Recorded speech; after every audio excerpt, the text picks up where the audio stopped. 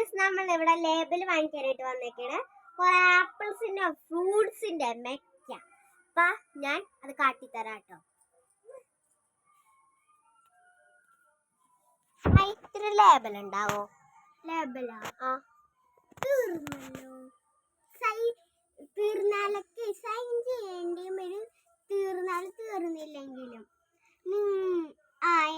അയ്യോ അപ്പുറത്തെ ഓഫീസിലുണ്ടായി. ഞാൻ പോയി ചോദിക്കട്ടെ, തരുമോന്ന് തോന്നണു. ഇവിടെ ഇന്നോട്ടോ.